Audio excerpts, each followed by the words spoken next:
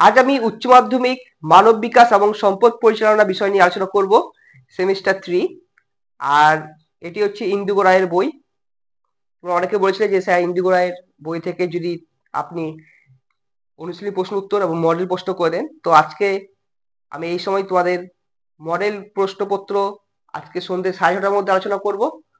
আর আজকে যে 4টি অধ্যায় রয়েছে সেই 4টি অধ্যায় নিয়ে আলোচনা করব। যাদের হোম ম্যানেজমেন্ট বিষয়টি রয়েছে তারা অতি অবশ্যই ভালো করে দেখবে। এখানে দেখো ইউনিট 1, ইউনিট 2, ইউনিট 3 আর পরের পেজে রয়েছে ইউনিট 4। তো এই যে রয়েছে এগুলো, আর টোটাল 3টি মডেল দিয়েছে, সেগুলো সবকটাই আলোচনা করব। আগে 4টি ইউনিট নিয়ে আলোচনা করি। এই 4টি ইউনিটের মধ্যে একটা কমন বিষয় হচ্ছে কি সব প্রশ্ন একসাথে, যেমন ইংরেজি পাবলিকেশন বা পারুল প্রসিদ্ধ বইয়ের আলাদা করেছিল, কিন্তু এখানে আলাদা করে দেওয়া নেই, একসাথে আছে ইউনিট 1 পুরোটা।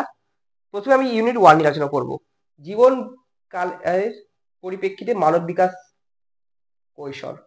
যাদের এই বইটি আছে তাদের পেজ নম্বর 48। ফার্স্ট কোশ্চেন দেখো, বিশ্ব স্বাস্থ্য সংস্থার মতে কৈশোরকালের ব্যাপ্তি হলো 10 থেকে 9 বছর।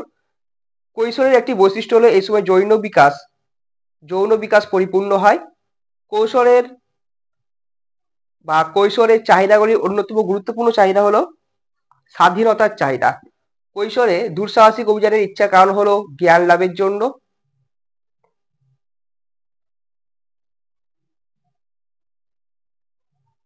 কৈশোরকালকে ঝড় ঝঞ্ঝার কাল বলা হয় কারণ কৈশোরকালে দ্রুত দৈহিক ও মানসিক পরিবর্তনের জন্য নানা রকম সমস্যার সৃষ্টি হয়।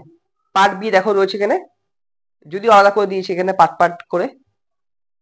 কৈশোরকালে দৈহিক বিকাশের জন্য যে পরিবর্তন ঘটে সেটি হলো খুব দ্রুত দেহের উচ্চতা বাড়ে। আচ্ছা, এরপর আমি আর তোমাদের কোশ্চেন আলোচনা করছি না, জাস্ট দেখিয়ে দিচ্ছি, নাহলে অযথা ভিডিও অনেক বড় হয়ে যাবে। তোমরা শুধু দেখে নাও, যে তোমার যেগুলো কাজে লাগবে সেগুলো স্ক্রিনশট নিয়ে নিতে পারো। আমি তোমাদের সুবিধার জন্য করছি এটা। যার যার লাগবে তার স্ক্রিনশট নিতে পারো। যেহেতু এই বইটা অনেক পরে হাতে পেয়েছি, তাই ভিডিও করতে লেট হচ্ছে। এরপর দ্বিতীয় অধ্যায় রয়েছে মানব বিকাশের জীবনকাল এবং অভিমুখ প্রাপ্ত বয়স্ককাল। এখানে দুটোই অপশন হবে।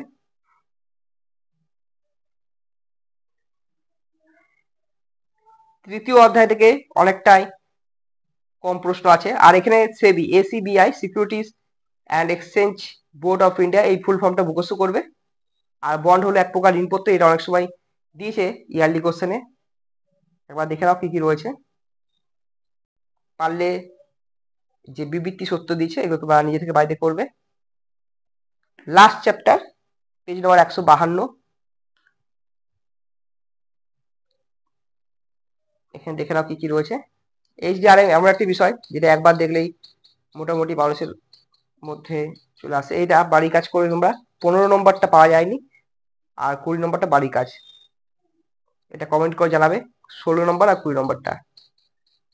তাহলে এই ছিল আমার আলোচনা। দেখা হচ্ছে আবার সন্ধ্যে 6টার সময়, 6টা থেকে 6:30টার মধ্যে তোমাদের মডেল প্রশ্নপত্র নিয়ে আলোচনা করব। টোটাল 3টি মডেল দেওয়া আছে। আর তোমাদের যদি কোনো অসুবিধা হয় তাহলে অতি অবশ্যই কমেন্ট করে জানাবে।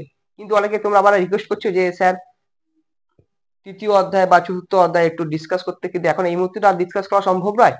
এখন শুধু প্রশ্ন পড়ে যাও, গভীরে না গিয়ে শুধু প্রশ্ন পড়ো, এবং যেগুলো মেন লাইন বইয়ে সেগুলোকে বেশ ভালো করে পড়ো। তাহলে দেখা হচ্ছে নেক্সট ভিডিওয় নতুন কিছু টপিক নিয়ে। যারা চ্যানেলটি এখনো সাবস্ক্রাইব করনি তারা অতি অবশ্যই সাবস্ক্রাইব করো, আর বন্ধুদের মধ্যে শেয়ার করো। আর যদি কোনো অসুবিধা হয় তাহলে অতি অবশ্যই কমেন্ট করে জানাবে।